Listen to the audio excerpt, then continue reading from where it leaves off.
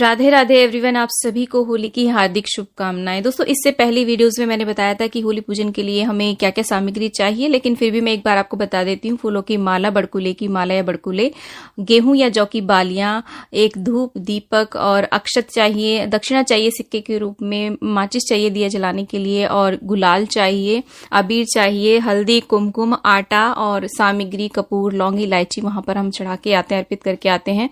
गुड़ और बताशे और एक जल का लोटा जिसमें कच्चा दूध आप मिला लें। और अबीर गुलाल हमें चाहिए होता है। अक्षत, रोली, चंदन, जो भी हमारा चौकटा होता है ना पूजा का, वो आप ले लें। और फूल मिल जाते हैं तो फूल ले लें। तो इस सामग्री को इस प्रकार से ढक करके ही जाना होता है।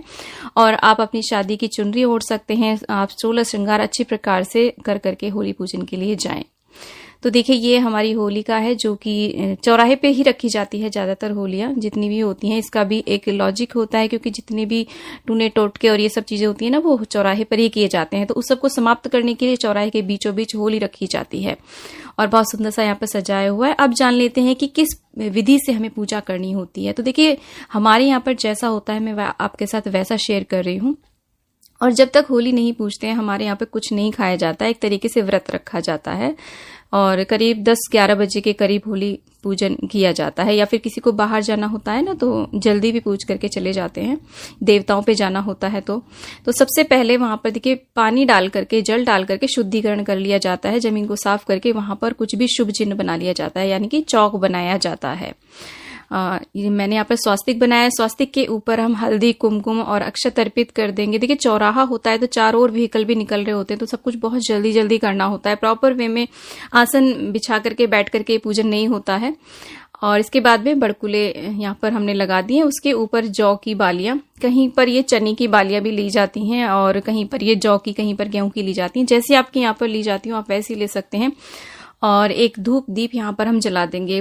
किसी किसी के यहाँ पर दीपक नहीं जलाया जाता है सुबह के टाइम, तो जैसा आपके यहाँ पर होता हो आप वैसा करें। हमारे यहाँ पर दीपक जलाया जाता है, तो मैं यहाँ पर दीपक जला दूंगी। और उसके बाद में अर्पित कर दूंगी यहाँ पर लौंग, इलायची, और जो हम यहाँ पर सामग्री लाए थे ना, वो यहाँ पर अर्पित कर देंगे। उसके बाद में जो भी भोग सामग्री हम लाए हैं, जैसे कि बताशे और गुड़ हम लेकर के आए हैं। अगर आपके यहाँ पर मीठे पूड़े बनते हैं तो वो आप अर्पित करें। पूड़ियाँ अर्पित की जाती हैं, तो जो भी भोग आपके यहाँ बनता है वो आप यहाँ पर अर्पित कर दें होली के पास में।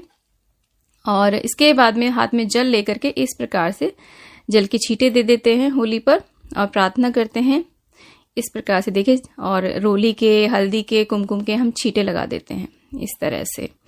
और हल्दी का विशेष महत्व होता है इसमें। और जो हम आटा लेकर के आए ना, उससे हमने चौक बनाया। हर जो भी एक्स्ट्रा आटा है, यानी कि काफी सारा लाते हैं, एक कटोरे के आसपास लाते हैं, उसको यहाँ पर अर्पित कर दिया जाता है। इसके बाद में गुलाल अर्पित किया जाता है इस तरीके से। दोस्तों, ये होली जो होती है वो एक सामूहिक यज्ञ होता है। सभी लोग मिल करके करते हैं। हमारे घर पे भी होली रखी जाती है, यहाँ की अग्नि से उसे प्रज्वलित किया जाता है। और कुछ फूल यहाँ पर अर्पित कर दें। फूल माला यदि आप लाए हैं तो वो आप अर्पित करें। अगर आप आम की या किसी भी वृक्ष की लकड़ियां लाए हैं वो भी आप रख सकते हैं। बड़कुले नहीं है तो आप उपले भी यहाँ पर अर्पित कर सकते हैं। तो ये सामूहिक यज्ञ है सभी का, तो इसमें हमारा कुछ ना कुछ योगदान अवश्य होना चाहिए। यानी कि ईंधन हमें यहाँ पर अर्पित करना चाहिए। और सामग्री, आप चाहें तो सामग्री पूरा पैकेट यहाँ पर डाल सकते हैं, कपूर का पूरा पैकेट यहाँ पर डाल सकते हैं। तो देखिए, इसके बाद में कच्चे सूत से या कलावे से फेरियां ली जाती हैं। आप यहाँ पर 5-7 जितनी भी हो सके उतनी फेरियां लें। इसके बाद में जल को अर्पित करते हुए भी फेरी ली जाती है। और प्रार्थना की जाती है कि हमारी होली इसी प्रकार से ठंडी से ली जाए, यानी कि सभी लोग कुशल मंगल रहें, किसी भी प्रकार का रोग शोक हमारे जीवन में, हमारे परिवार के जीवन में ना आए। तो इस प्रकार से देखिए, जल से हम होली को ठंडा करते हैं इस प्रकार से। तो हमारे यहाँ पर तो इस तरीके से पूजन होता है। आपके यहाँ पर कैसा होता है दोस्तों, आप जरूर बताइएगा। और होली से रिलेटेड और बहुत सारी वीडियोस मेरे चैनल पे हैं, उनकी प्लेलिस्ट की लिंक मैं डिस्क्रिप्शन में दे दूंगी। आप उन वीडियोस को भी एक बार जरूर देखें। उसमें होली पर्व से रिलेटेड आपको सारी जानकारी एक ही जगह पर मिल जाएगी। इसके बाद में इस प्रकार से पूजेंगे होली को और अपने घर वापस आ जाएंगे। जो हम जल चढ़ाते हैं उसमें से थोड़ा सा जल हम लोटे में वापस लेकर के आते हैं और उसको इस तरीके से घर की चौखट पर डालते हैं। और घर की चौखट के दोनों तरफ हम इस प्रकार से स्वास्तिक बनाते हैं। तो ये बहुत ही ज्यादा शुभ रहता है, तो आप भी जरूर बनाइए। हमारे यहाँ पर जो भी त्योहार बाहर पूजने जाते हैं, हर त्योहार पे इस प्रकार से स्वास्तिक बनाया जाता है या फिर थापा दिया जाता है, हाथ का थापा हल्दी का। तो देखिए, स्वास्तिक हम बना देंगे। उसके बाद में एक विशेष काम जो आपको करना है, होली पूजने के आने के बाद में आपको अपने बच्चों के हाथ पे जो हम कलावा लेकर के गए थे ना, उसका आपको इस तरीके से रक्षा सूत्र जरूर बांधना है अपने बच्चों के हाथ पे। तो ये बहुत ही ज्यादा शुभ रहता है। कहते हैं कि जैसे भक्त प्रहलाद की ईश्वर ने रक्षा की थी, वैसे ही हमारी संतानों की, हमारे परिवार के सदस्यों की भी ईश्वर रक्षा करे। तो इस भावना से ये रक्षा सूत्र आप होली के दिन अवश्य रूप से अपने बच्चों की कलाई पे बांधे। आपके घर में जितने भी सदस्य हैं वो सभी इस रक्षा सूत्र को बांधे, तो ये बेहद ही शुभ रहता है।